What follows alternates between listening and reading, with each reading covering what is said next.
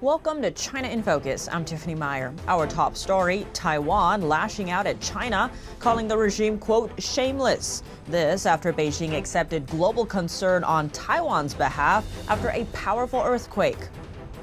We appreciate the international society's sympathy and concerns over Taiwan. Hundreds are still trapped after Taiwan's most powerful quake in 25 years, the latest on local rescue efforts.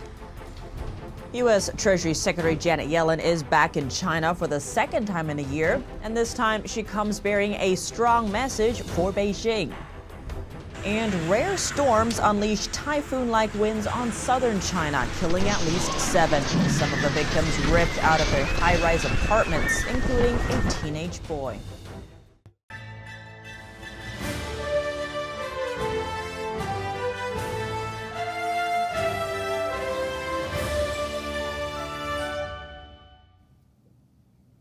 Before we turn to today's top story, we'd like to share an announcement. We have a special report coming up this Saturday on how the United States helped communist China grow strong enough to take on the West. Here's a sneak peek.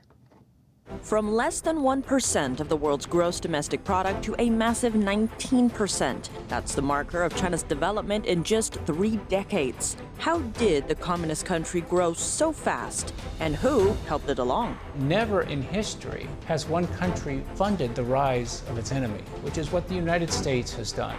It's an existential threat where the Chinese Communist Party is seeking to essentially destroy the United States, who they believe is the one country that can stand in their way of achieving this great rejuvenation of China.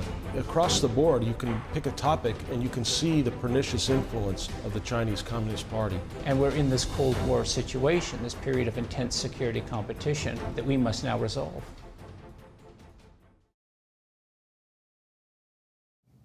Tune in this Saturday at 8:30 p.m. Eastern Time to learn more. A thank you is sparking fury in Taiwan, its government calling China, quote, shameless after Beijing used a deadly disaster to echo its political stance. Taiwan was hit by a 7.4 magnitude earthquake Wednesday, the strongest in 25 years. The disaster killed at least 9 and injured over 900 others. As sympathy and support poured in for Taiwan, China's deputy representative to the United Nations said this. We appreciate the international society's sympathy and concerns over Taiwan. The Chinese Communist Party sees Taiwan as part of its territory and has pledged to take Taiwan under control by force if necessary. Beijing also claims the right to speak for Taiwan on the international stage. Despite that, the CCP has never ruled Taiwan, and the island's ruling party staunchly rejects Chinese sovereignty. Taiwan was quick to hit back at Beijing's remark. Its foreign ministry calling out China for, quote, the shameless use of Taiwan earthquake to conduct cognitive operations internationally. Taiwan uses the phrase to describe Beijing's psychological warfare tactics. In a statement, Taiwan's Mainland Affairs Council also rebuffed an aid offer extended by Beijing. A Taiwanese expert told them that China's offer is, quote, not real kindness because of Beijing's constant military threats against the island. Worth noting, Taiwan detected 9 Chinese warships and 30 fighter jets operating near the island just after the quake struck. Outside Asia, the White House said it's monitoring the earthquake and its impacts. We are standing by. The United States is standing by on the ready for any necessary assistance. Over 50 countries have expressed support for Taiwan as it recovers. In Taiwan, emergency personnel are searching for earthquake survivors. Many of those who've been rescued were trapped inside mines, while some of those still awaiting rescue were hiking in a mountainous national park when the disaster struck. The night was a terrible, terrible ordeal with aftershocks and tremors and rocks falling every few minutes. And in the morning, a few of us who spoke English got together and decided to go in one or the other direction, and we chose to go in the direction of the Tarago Hotel. Thankfully, we had some first aid, so they got my husband some help to dress his wound. Taiwan authorities say 70 people were rescued from 2 separate quarries, but 1 person was killed by falling rocks at one of the sites. The total death toll now sits at 10. At least 4 were killed inside Taroko National Park, a popular tourist attraction near the quake's epicenter. Over 1,000 people were injured. more than 700 people are still stranded, but most of them are in contact with rescue teams. Some 42 people are missing. Many of them are believed to be in Taroko National Park. As for damages, entire sections of the highway collapsed on the island's eastern coast, and landslides continue to pose a threat. Workers have started tearing down damaged buildings near the epicenter. Inside a Taiwanese hospital, a surveillance camera caught the moment maternity workers rushed to protect newborn babies when the earthquake struck. Video shows staff at the Maternity Center rushing to hold onto wobbling cots, while another staff member ran into the room to help. The supervisor of the maternity center said despite their fears, the instinct to protect their young patients kicked in immediately. Of course we were scared, very scared, but I think this is the natural instinct of maternity staff. They are patients, and the safety of the babies is of utmost importance. Residents in Taiwan recalled their fear after the island's worst earthquake in more than 2 decades. NTD's Andrew Thomas dives into how locals are reacting to the natural disaster. School children were terrified when an earthquake hit the eastern Taiwanese city of Hualien yesterday. One staff member described the chaos. We could hear children screaming in the school. Indeed, it lasted for about a minute and all the children were terrified.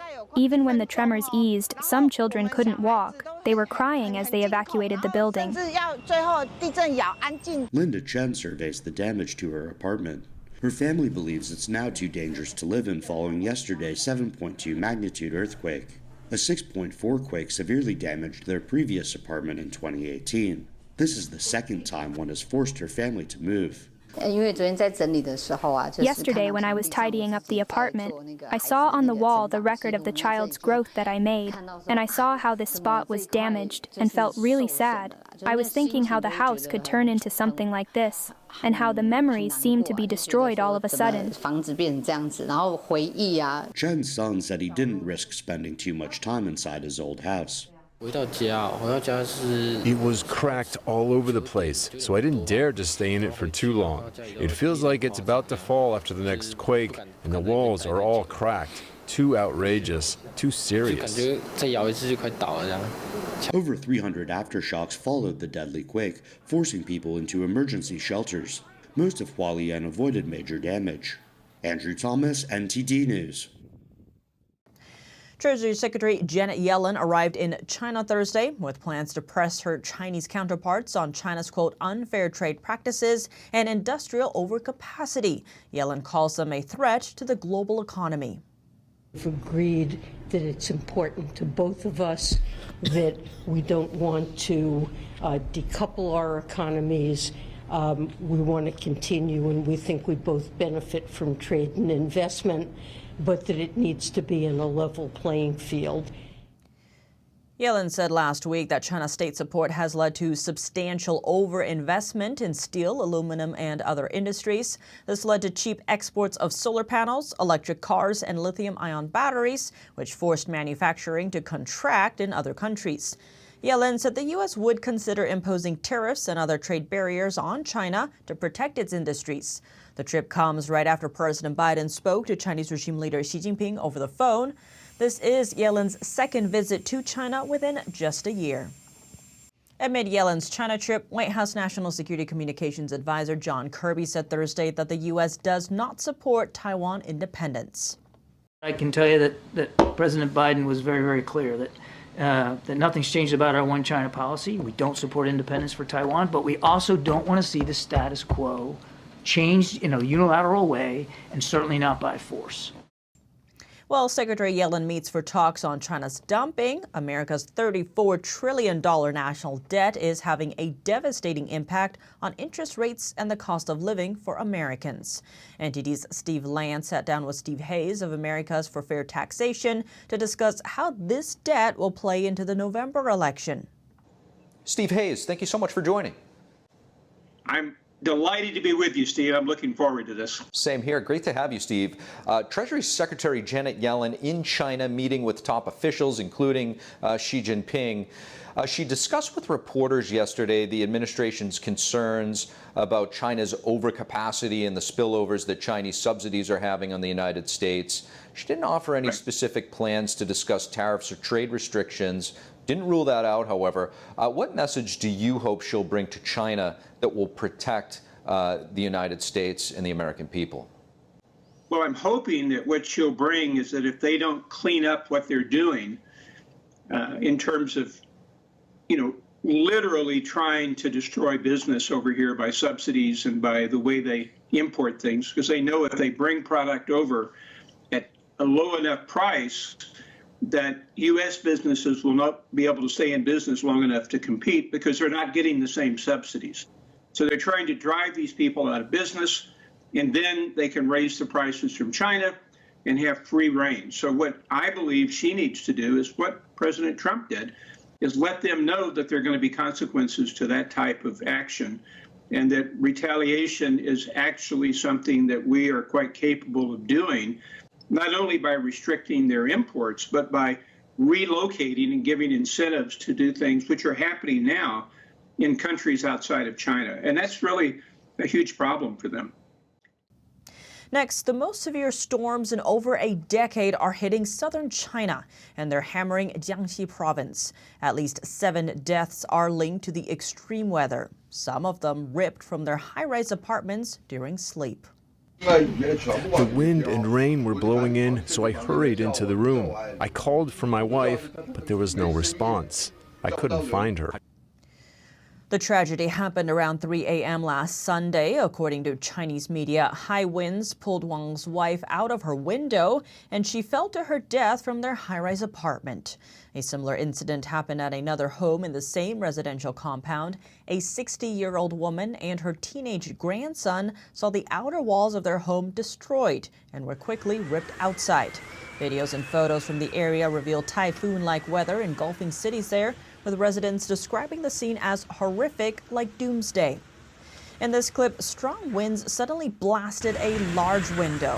This mother's quick reflexes allowed her to grab her toddler, narrowly avoiding another tragedy. And at this critical moment, a father managed to protect his daughter from a falling door. In this video, a group of restaurant staffers worked to stop a roof from giving into the strong winds. One of them also blown into the air.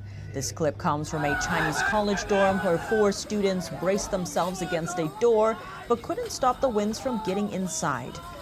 The extreme weather has also brought hailstorms to some areas, pelting locals for 5 days so far. According to the Emergency Flood Control Headquarters in Jiangxi Province, tens of thousands of people across 9 cities are impacted, plus over $20 million in losses. The local authorities warned Thursday that more extreme weather is still headed for some parts of the province. That's all for today's China in Focus on YouTube. We're now sharing a shortened version of our program here after being demonetized for 3 years. If you'd like to support us, consider donating. Find us at donorbox.org/China-in-focus or subscribe to our partner platform Epic TV, where you can watch our full episodes. Just click the link down below. Here's what to look out for in our second half. What's the truth behind China's messaging inside and outside its borders? Founder of Media Research Initiative in the Middle East exposes how the CCP tells one story to its people and another to the outside world. It is to counter the American unipolar world with its values. The Chinese hack that roiled Washington and compromised email accounts of top U.S. diplomats could have been prevented. Discover why in a new report that's blaming Microsoft for security blunders. Thanks for watching China in Focus. I'm Tiffany Meyer. See you tomorrow.